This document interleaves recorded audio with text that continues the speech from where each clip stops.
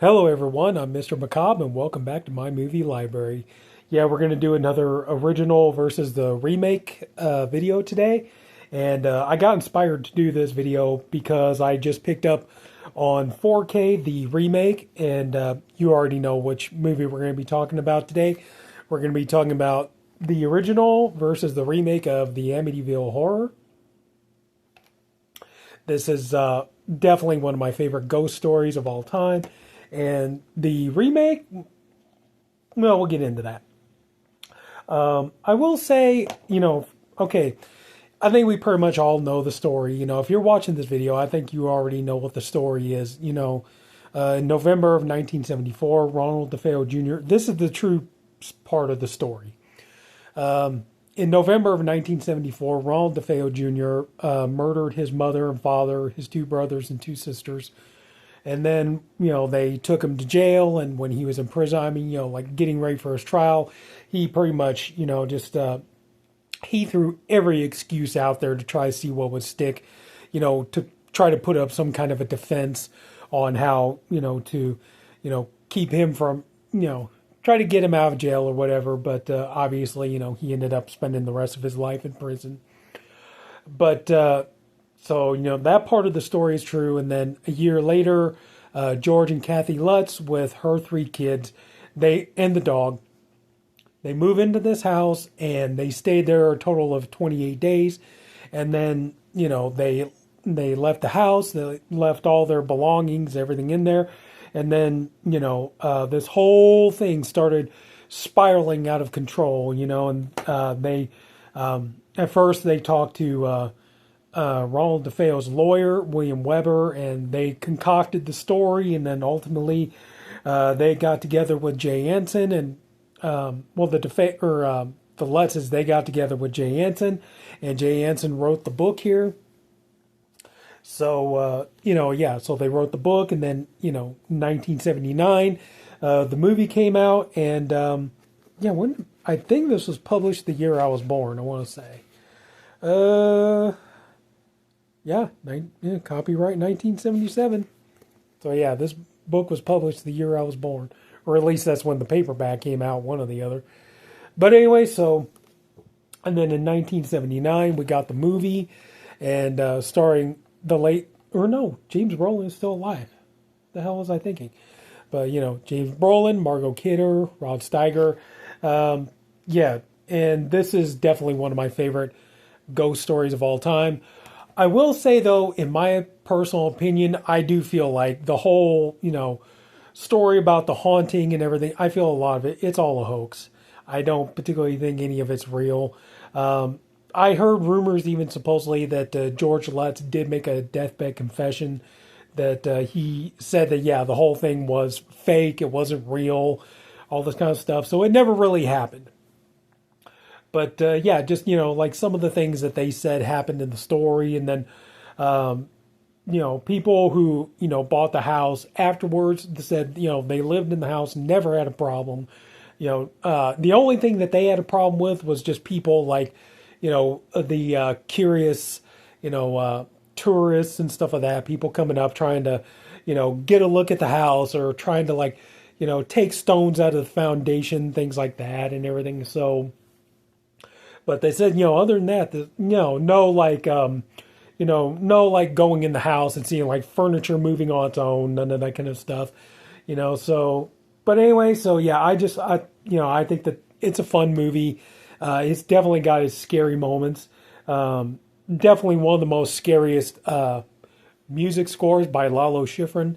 I have the CD. I forgot to get it so I could show it in the video, but but I do have the CD soundtrack. And so this movie came out in 1979. And I will say, truthfully told, I do kind of prefer Amityville 2, The Possession, a little bit more. This movie scared the hell out of me. It still creeps me out. I have an easier time sitting and watching this movie than I do this one. This is one I'm kind of like, I have to kind of get myself amped up to watch it. It's just, this movie creeps me out so much. Just the way it is done and everything. And I think this is, probably out of all the Amityville movies, This is probably, to me, the scariest one and just the best made. Great cast in this one. You got Burt Young and, Paulie from Rocky, Rutanya Alda, who I highly recommend. Rutanya Alda, look her up on Facebook if, follow her, try to, maybe send her a friend request if you can. She's wonderful. She's a lovely woman. She's been my Facebook friend for years, and she's just an absolute darling. And, Diane Franklin from Better Off Dead and Last American Virgin. And, so just this movie here, I think this is probably the best out of all the Amityville movies ever made. But anyway, though, still, this movie here, I do enjoy it. It is a great fun watch. There are some really, really creepy moments in it, especially the part in the bedroom when Rod Steiger's character is trying to bless the house and you hear the "get out, get out," definitely. But I really do enjoy this movie. And then but like I said, if you ever get a chance, read the book. The book is actually really good. You want to have some good spooky fun around Halloween time? I suggest maybe listening to the audiobook. You can either get it on Audible or I think it's still free to listen to on YouTube. So yeah, but if you ever get a chance, I definitely recommend read the book. The book is really spooky and unsettling, so I recommend it. Excuse me. So in 2005, Michael Bay and his production company, Platinum Dunes, they, were able to get their hands on the rights to the Amityville Horror, and then they did a remake. And in this remake, they ended up, Andrew Douglas directed this, and they decided to, do their own take on it. And the movie stars Ryan Reynolds as George Lutz, Melissa George as Kathy Lutz, there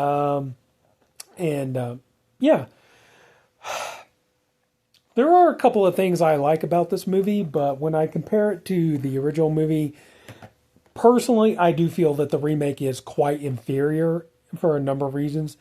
I know that, like I just said, I know that, I believe that the story is a hoax. I don't really think like a lot of this stuff actually happened.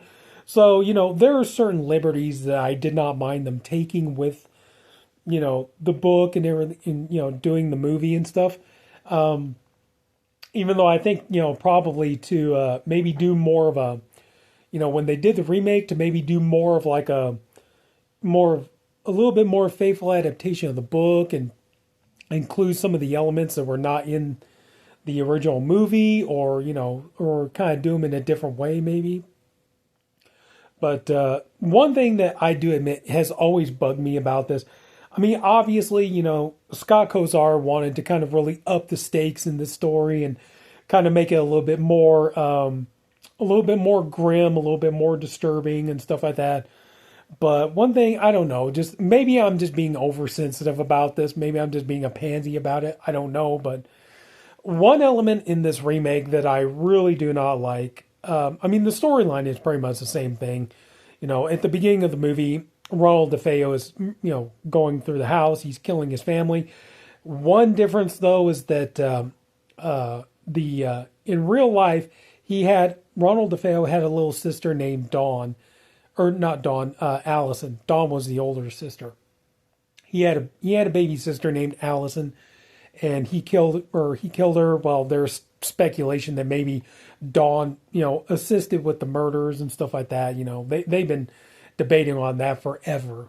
But one thing I admit that I'm not particularly keen on is the fact that Allison in this movie is mixed with the Jody character from the original Amityville Horror. When you watch the original Amityville Horror, the young girl, the little daughter of the Lutz family, becomes friends with this character named Jody.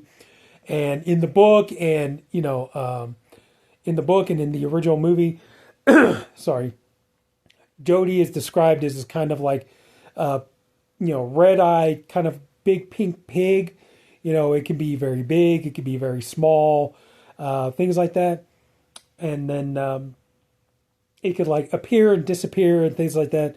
Whereas like in the remake, Jodie is basically the murdered daughter of the DeFeo family, and basically like her, and throughout the whole course of the movie, her spirit is being terrorized and tormented by by evil demons, and the John Ketchum character is like torturing this little girl and stuff like that.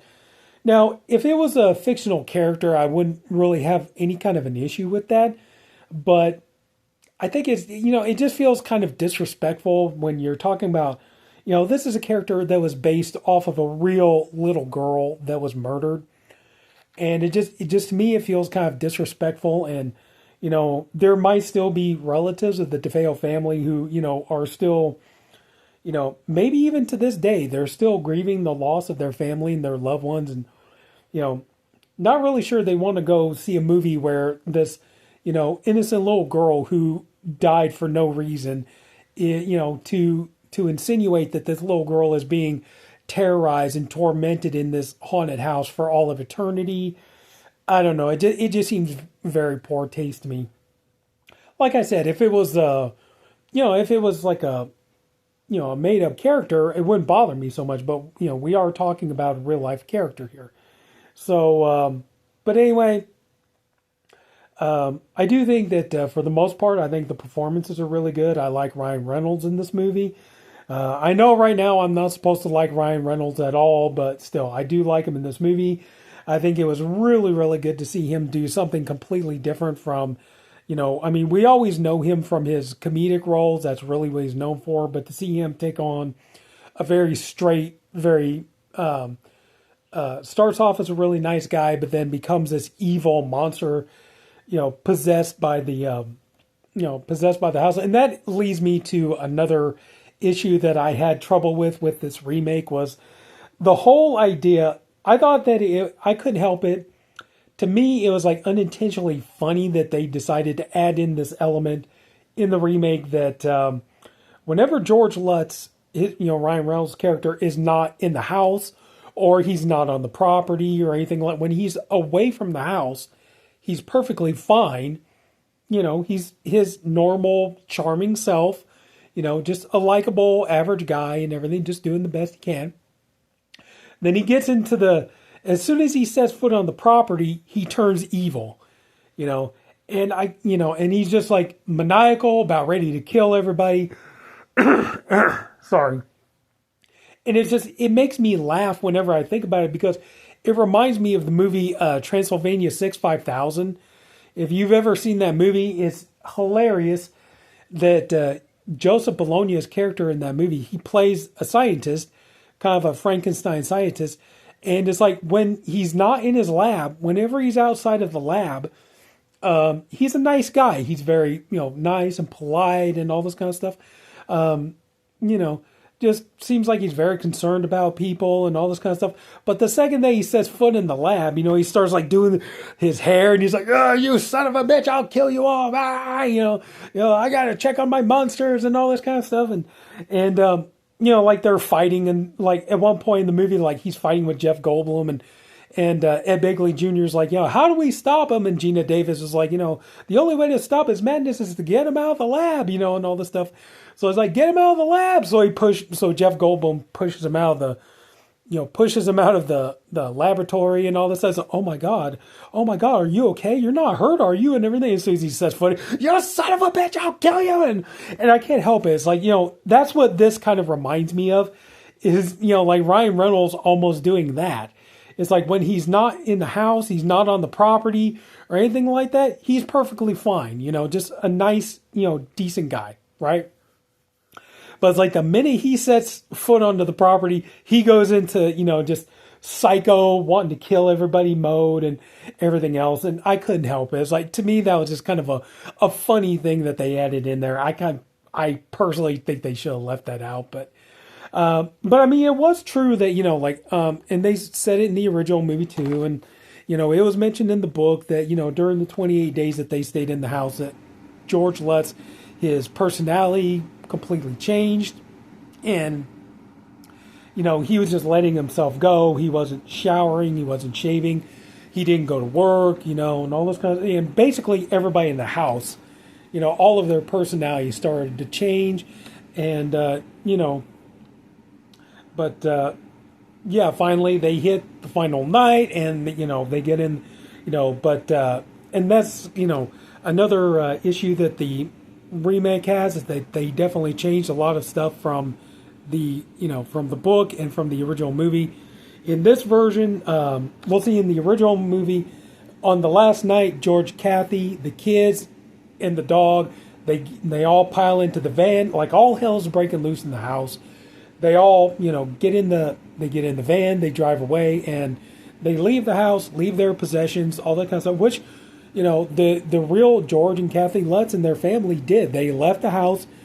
They took only the clothes on their backs and the dog, and it shocked everybody, because when people went and like Ed and Lorraine Warren and other people started to go investigate the house was left exactly the same. So I mean, the kids' toys and clothes and food and like everything was still in the house. They were not lying. They said they left the house. They abandoned the house. They did. So, and then but in this version, they decide to. The family, well, not the dog, because at one point there's a hallucination. George, Ryan Reynolds' characters have a hallucination. He winds up, killing the dog, but at the end they end up getting on the boat, and they speed away. So that was kind of another thing that did kind of bug me about it. Yeah. I think the biggest thing that I like about this movie, though, is I do find it kind of an interesting contrast between this and the original movie. Like I said, I do like the performances. I like Ryan Reynolds. I like Melissa. I very much like Melissa George. Ooh, goodness gracious. And Melissa George looks amazing in 4K, I gotta say. She looks just absolutely great in 4K. I recommend it. But, and this movie, too. Dear God, if you ever get the chance, get this. The Amityville Horror on 4K from Vinegar Syndrome. Son of a bitch. This is the best. I've seen this movie so many ways. I've seen it on VHS back in the day, DVD, Blu-ray. Now I got it on 4K. And oh my God, this is easily the best this movie has ever looked. And oh man, if you're a fan of this movie, if you're a fan of both of these, I say get the 4Ks. They're really good. They look great. They look phenomenal. I'm really, really hoping, though, that maybe, Scream Factory would be okay, but hey, Vinegar Syndrome, I think maybe you can, work this kind of magic onto this one. That would be nice. Please. For me. Thank you. Would love to get Amityville 2 on 4K, but yeah, when it comes right down to it, sorry. Between the remake and the original, I definitely have to go with the original.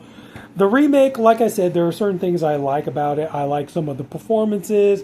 One thing I'm not too keen about is this movie does kind of tend to rely a little too much on jump scares rather than just creating suspense. There are some ideas in here, though, that I like. And, some pretty intense scenes, like the scene where Chelsea, Chloe Grace Moretz's character, is walking on, the top of the house, and they're trying to get her down, and that was a really good scene. A very good, intense scene. Chloe Grace Moretz and Jesse James, the kids, I think they did a really, really good job too. Definitely a great scene in this movie. Probably the best standout scene in the whole movie is probably the scene where the babysitter comes in. Now, in the original movie, the babysitter was this kind of homely looking girl with glasses, and she had braces and all that kind of stuff. And she gets locked in a closet, and then she gets let out. In this one, she gets locked in the closet. She goes into the house, and she's just shit talking the DeFeo family. She's just saying all these horrible, nasty things, just being rude and being just disgusting and all this kind of stuff. So she gets locked in the closet, and the ghost of Jody appears to her and freaks her out. And that scene is probably the best scene in the entire movie. So this movie, it's got its moments. you know. And to be truthfully honest with you, I know there's like 50 zillion of the Amityville movies. To me, personally, these three are really the only ones I need. I still think, the original, if I had to rank them, I would definitely say, okay, my number one favorite would be Amityville 2, The Possession, then the remake, or then the original, and then the remake. But, yeah, all the rest of them, I gotta be honest with you, I could do without. I do have Amityville, The Evil Escapes, but that's the Riff Tracks Blu-ray. And I know that Riff Track, that's hilarious. If you ever get a chance, watch the Riff Tracks live for Amityville, The Evil Escapes. It's hilarious. They get so many good jokes out of there. Like the part in the kid is in the basement, playing with the chainsaw and stuff like that. And one of them goes, yes, playing Texas Chainsaw Massacre like every well-adjusted child wants to do. But that movie, yeah. I know they did commentaries for Dollhouse, and I think they did one for It's About Time. If they ever put those on Blu-ray, I'm snagging those two, the Riff Tracks versions of them. But anyway, so yeah, I think we're coming to the end here. The remake is not without its charm. Like I said, it's got some certain scenes in it I think are really good, some good performances. I'm not really keen though that I'm not really keen that it strays too far away from the original movie, and especially the book. Like I said, I think it would have been better if they could have, did something of a more faithful, well-done adaptation of the book. Maybe fix some problems that the original movie had, but, it is as is, that they say, but the original movie, it's fantastic. There's, don't take it seriously. Just take it as like a good, scary, haunted house movie, and you'll have a good time with it. I wouldn't sit here and be too concerned. Oh my God, yeah, all this is true. I wouldn't be too concerned about all that. But anyway, so yeah, I still say it does kind of beat out the original movie. But still, they're both fun. They're both worth a watch. And like I said, especially if you ever really get a chance, read the book. The book is amazing, and like I said, at the very least, listen to the audiobook. I think you'll have an amazing, good, scary time. So that's it. I think that's about all I can say is, yeah, so, yeah. If anybody took the time to watch all this, I thank you for doing it. I appreciate you for doing it. I also hope you enjoyed the video. If you did, could you please leave it a like? And if you haven't already, please go ahead and subscribe to my channel. And that's it, everybody. So take care.